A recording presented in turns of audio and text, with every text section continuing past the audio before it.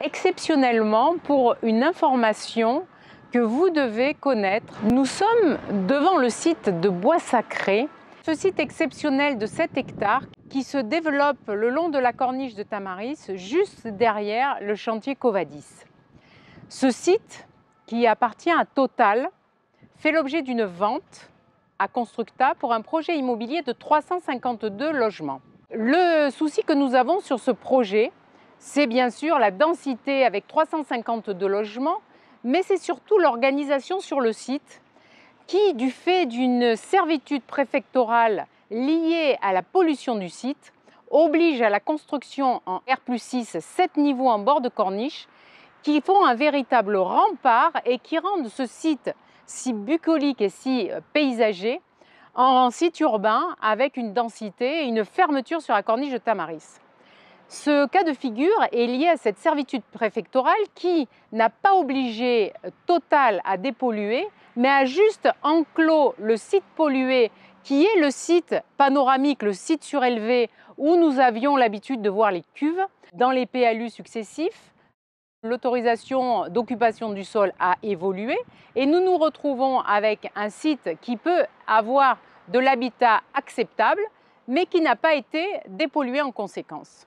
Ce projet a été autorisé par un permis de construire qui a été acquis avant notre arrivée en juillet 2020. Pour autant, en août 2020, une DIA, une déclaration d'intention d'aliéner, nous a été transmise car pour toute vente, la collectivité que nous représentons est interrogée sur sa volonté d'acquérir le bien.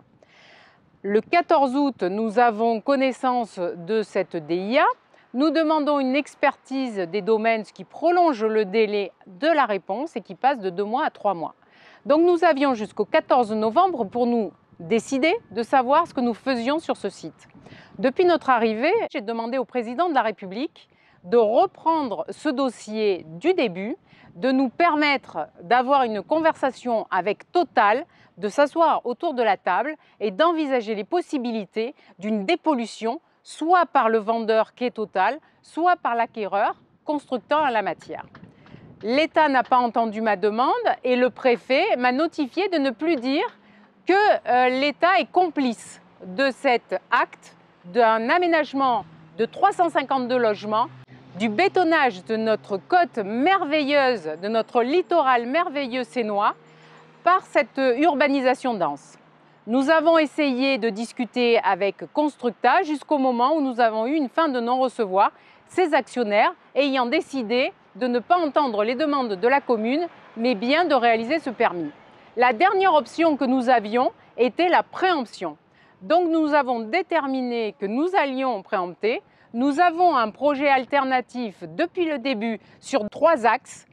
La première chose, donc une dépollution avec un réaménagement du site, une reconcentration de la construction au niveau des zones polluées justement, et surtout ne pas construire dans les zones qui n'ont jamais été polluées et qui sont ce magnifique espace vert qui est un véritable poumon pour tous les habitants de ce quartier.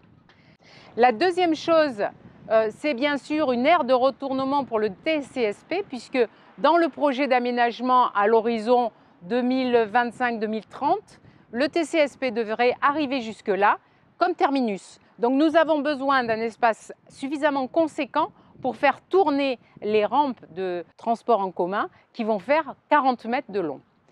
Et troisièmement, bien sûr, sur un objectif du gouvernement sur la ZAN, zéro artificialisation nette, nous avons besoin d'avoir le soutien de l'État sur un projet d'avenir écologique pour ne pas toucher aux sites naturels et ne pas augmenter l'artificialisation des sols.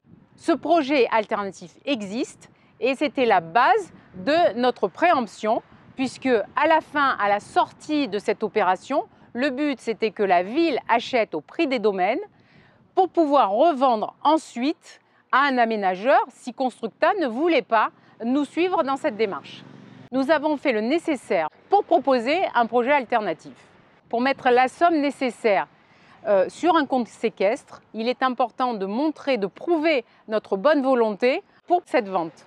Donc c'est un long processus. Nous avons attendu le conseil municipal du 12 avril pour pouvoir avoir la somme, le nécessaire a été fait et la notification devait intervenir entre le 23 avril et le 26 avril. Nous avons dès le début mandaté un avocat qui avait pour mission de suivre cette préemption et de pouvoir la signifier dans les délais. Or, nous venons d'apprendre avec stupeur que l'avocat a réalisé cet acte 13 jours après la date butoir, rendant caduque notre procédure de préemption. Le premier adjoint en charge du contentieux, qui suit cette affaire depuis le début, puisque depuis le début, c'est un objectif de mettre tout ce qui est en notre pouvoir en œuvre pour arrêter ce projet, le premier adjoint nous a dit que c'est une décision qu'il a prise seul de demander à l'avocat de ne pas réaliser cette préemption. C'est une totale incompréhension pour moi et ça rend aujourd'hui toutes nos perspectives d'arrêter ce projet caduques. De ce fait, nous réglerons les affaires juridiques par le biais juridique et les affaires politiques par le biais de la politique. Je pense que c'est un acte de trahison par rapport à nos engagements de campagne, par rapport à la détermination que nous avions d'arrêter des projets immobiliers sur la ville de la Seine.